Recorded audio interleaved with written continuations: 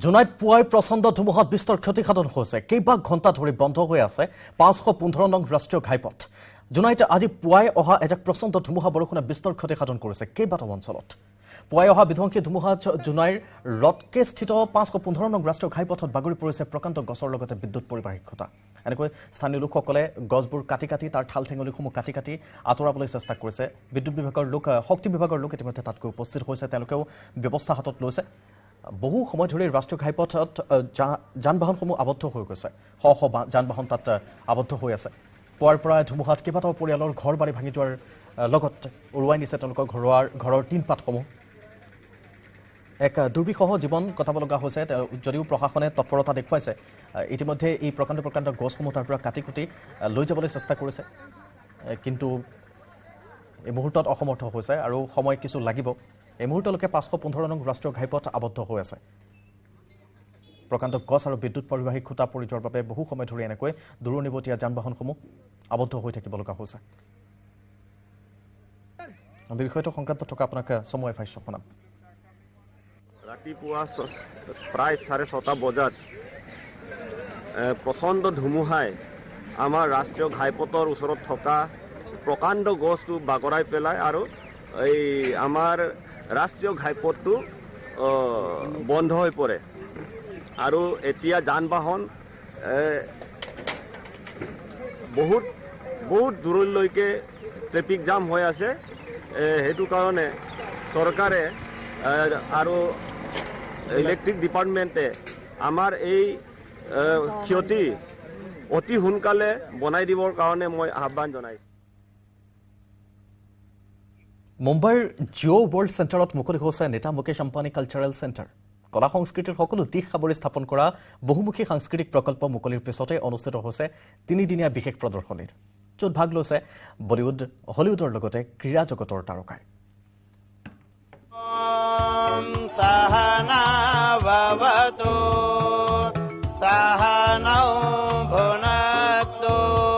এটা বিশেষ অনুষ্ঠান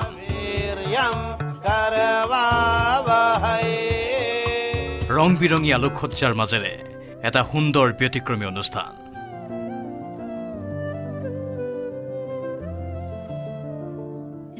এই অনুষ্ঠান অনুষ্ঠিত হ'ল মুম্বাইৰ নীতা মুকেশ আম্বানী কালচাৰেল চেণ্টাৰত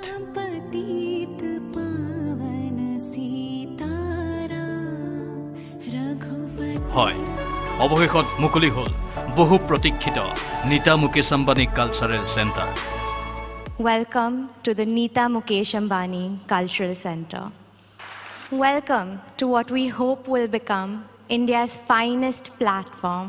to present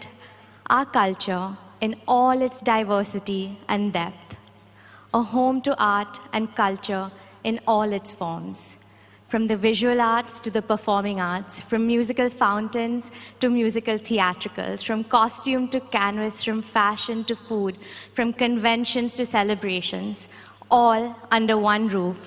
only at the Neeta Mukesh Ambani Cultural Center. And bringing the center to life has been an absolute labor of love and joy. It's named after my mother. The NMACC is a tribute to her lifelong devotion to the arts. As a trained classical dancer, the stage has always been my mother's temple. At this center, we hope to showcase the best of India to the world and bring the best of the world to our home, India. Bandra Kurla কমপ্লেক্সৰ Jio' world চেণ্টাৰত স্থাপন কৰা হৈছে Nita Mukesh Ambani cultural centre চমুকৈ NMACC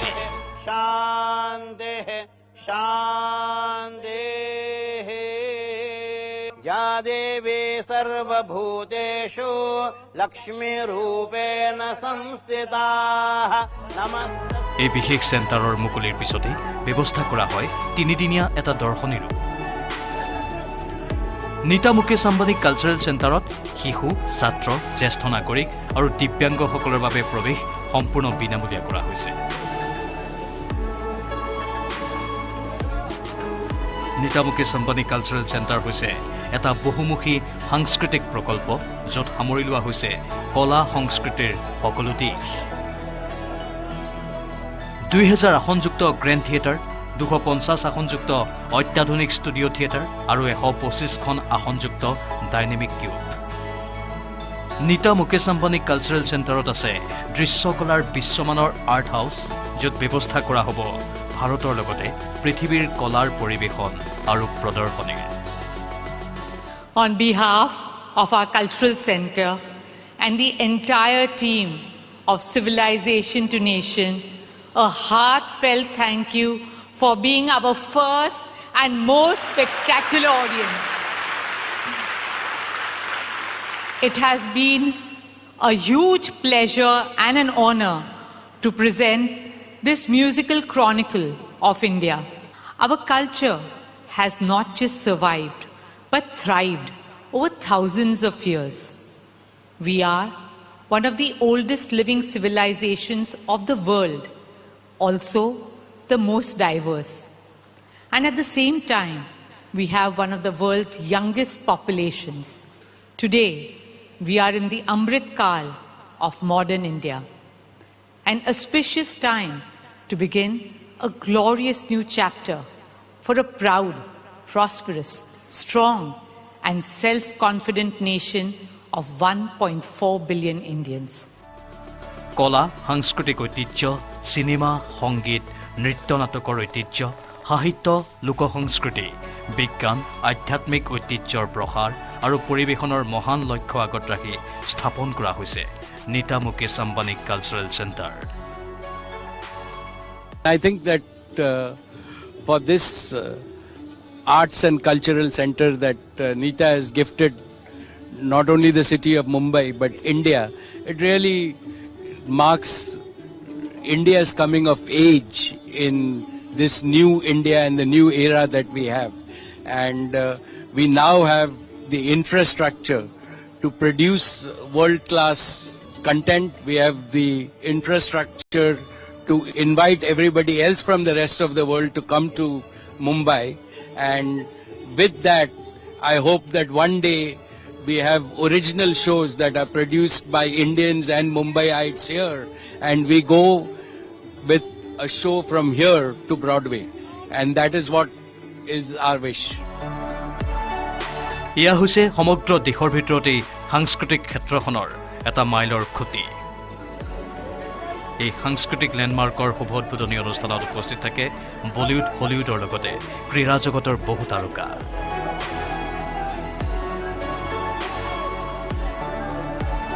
ইপিনে মুকলি অনুষ্ঠানত নৃত্য পৰিৱেশন কৰে ৰিলায়েন্স ফাউণ্ডেশ্যনৰ অধ্যক্ষা নীতা আম্বানীয়ে।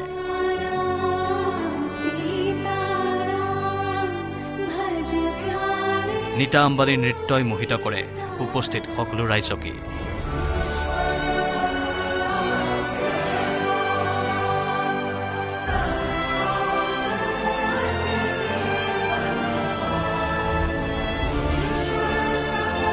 News desk, news 18, Assam north east.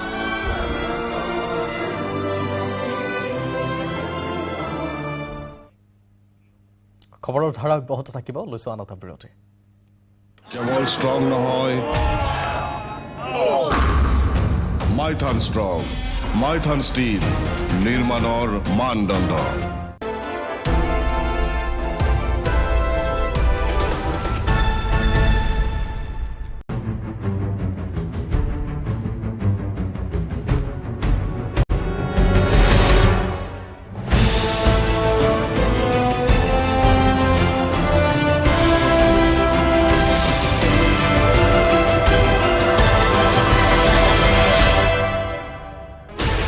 16 channels,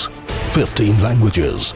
26 states, 1,200 plus reporters, 67 plus crore viewers. India's largest news network, News 18 Network.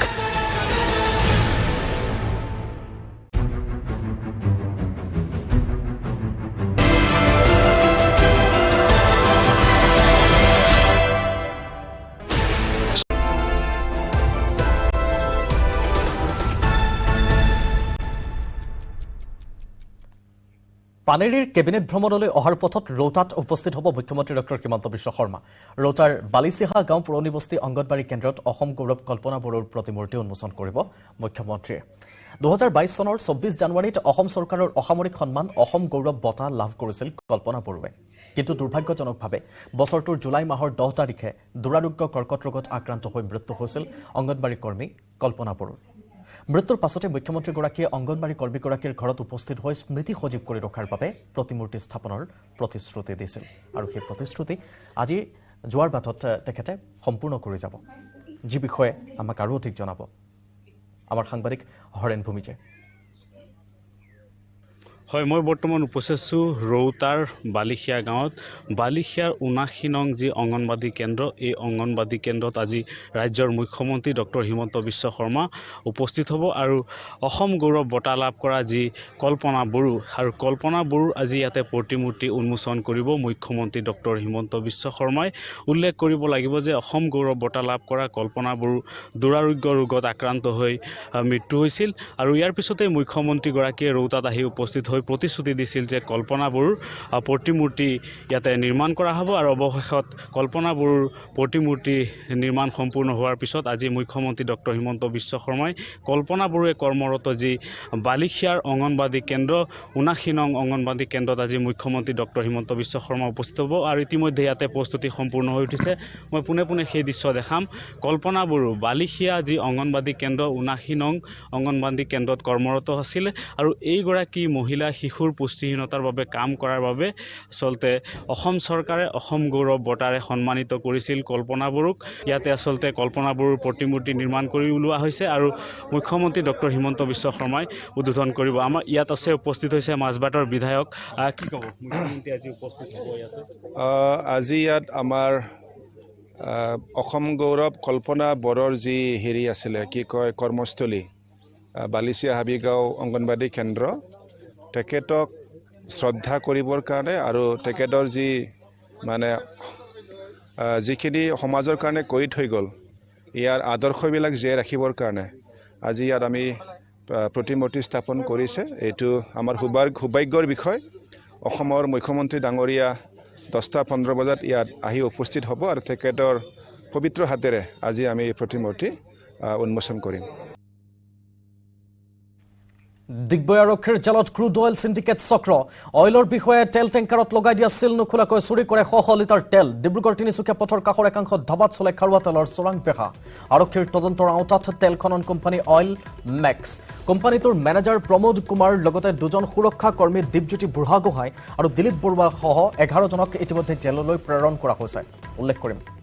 Digboi আৰক্ষীয়ে যোৱা 30 মাৰ্চত চোৰাং তেল সৰবৰাহ কৰা এটা বৃহৎ চক্ৰৰ বিৰুদ্ধে অভিযান চলাই 12 জনক গ্ৰেপ্তাৰ কৰাৰ লগতে 6খনকৈ টেংকাৰ জব্দ কৰাৰ পাছত আৰক্ষীয়ে বহু তথ্যই তেতিয়াতে লাভ কৰিছিল আৰু ডিগবৈ আৰক্ষীৰ জালত এতিয়া ক্ৰুড অইল সিন্ডিকেট চক্ৰটো অইলৰ বিষয়ে তেল টেংকাৰত লগাই দিয়া চিল নুখোলাকৈ চুৰি কৰে 100 লিটাৰ তেল ইতিমধ্যে ডিব্ৰুগড় তিনিচুকীয়া পথৰ কাষৰ একাংশ ধাবাত এই খাৰুৱা তেলৰ চোৰাং বেহা চলাবলৈ আৰক্ষীৰ তদন্তত পোহৰলৈ আহিছে মেজিষ্ট্ৰেট মেডামৰ সন্মুখতে আমি কৰিলোঁ আৰু এইটো ভিডিঅ'গ্ৰাফো হৈছে আজি এই পদকীয়াজনে তেওঁলোকে কেনেকৈ চিল থকা অৱস্থাটো টেংকাৰৰ ঢাকনিখন খুলি কেনেকৈ তেল বিক্ৰী কৰে কেনেকৈ তাত পানী ফিল আপ কৰে গোটেই প্ৰক্ৰিয়াটো তেওঁ আমাক দেখুৱালে আমাৰ এক্সিকিউটিভ মেডাম আমাৰ অইল মেক্সৰ সিকিউৰিটি মানুহ আছে আৰু অইলৰো সিকিউৰিটি অফিচাৰ আছে সকলোৰে সন্মুখত তেওঁ গোটেই প্ৰক্ৰিয়াটো দেখুৱালে আমাক আমি এইটো কমপ্লিট ভিডিঅ'গ্ৰাফ কৰিছোঁ আৰু ইতিমধ্যে এটা কেছ ৰুজু হৈছে গতিকে আমি তদন্তত বাকি কোন এই অপৰাধৰ জড়িত আছে সেইটো ভৱিষ্যতে প্ৰকাশ পাব আৰু তেওঁলোকৰ ওপৰতো আইনগত ব্যৱস্থা হ'ব আই এম হেল্পলেছ মন্ত্ৰীৰ এয়া টুইটাৰত মন্তব্য আৱৰ্জনাৰে ভৰিছে গুৱাহাটী মহানগৰীৰ একাংশ লোকৰ কাণ্ডজ্ঞানহীন কাৰুকাৰ্যই আৱৰ্জনামুক্ত গুৱাহাটী গঢ়ি তোলাত যেন সৃষ্টি কৰিছে প্ৰতিবন্ধকতাৰ নিতৌ পদপথত অবিবেচক একাংশ লোকে পেলোৱা জাবৰৰ দমে পুতি গোন্ধময় পৰিৱেশৰ সৃষ্টি কৰিছে দিছপুৰৰ নিচে কাষতে থকা পথত দম বান্ধিছে জাবৰে এই লৈ উদ্বেগ প্ৰকাশ কৰি টুইট যোগে ফটো শ্বেয়াৰ কৰিছে গুৱাহাটী উন্নয়ন মন্ত্ৰী অশোক সিংহলে আৰু তেওঁ লিখিছে আই এম হেল্পলেছ আৰু এই দুখন ফটো শ্বেয়াৰ কৰিছে অসহায় মন্তব্য আগবঢ়াইছে মন্ত্ৰীগৰাকীয়ে গুৱাহাটী উন্নয়নৰ স্বচ্ছতাৰ ক্ষেত্ৰত সময়ে সময়ে চৰকাৰ আৰু পৌৰ নিগমৰ প্ৰতি প্ৰশ্ন উত্থাপন হৈ আহিলেও একাংশ লোকৰ বাবে গুৱাহাটীয়ে স্বচ্ছ ৰূপ নোপোৱাত কিছু ক্ষেত্ৰত বাধাৰ সন্মুখীন হৈ আহিছে সেই কথা নুই কৰিব নোৱাৰে য'তে ত'তে আৱৰ্জনা পেলোৱাৰ এই কাণ্ডত হাত উজান দিছে একাংশ ব্যৱসায়ীও নিজৰ বিপণীৰ আৱৰ্জনাসমূহৰ ৰাজপথত পেলোৱাৰ পাছতে পৰিত্যক্ত ৰূপ লয় এনেকৈ এই ক্ষেত্ৰত অৱশ্যে এতিয়াৰ পৰা কঠোৰ হৈছে গুৱাহাটী পৌৰ নিগম ইতিমধ্যে দিছপুৰৰ সমীপৰ পথৰ জাবৰ পেলোৱা এজন ব্যৱসায়ীৰ দোকানো চিল কৰিছে প্ৰশাসনে ইমানে নহয় গুৱাহাটীৰ ৱাৰ্ডে ৱাৰ্ডে য'তে ত'তে আৱৰ্জনা পেলোৱা লোকৰ বিৰুদ্ধে এতিয়াৰ পৰা প্ৰশাসনে অভিযানো চলাব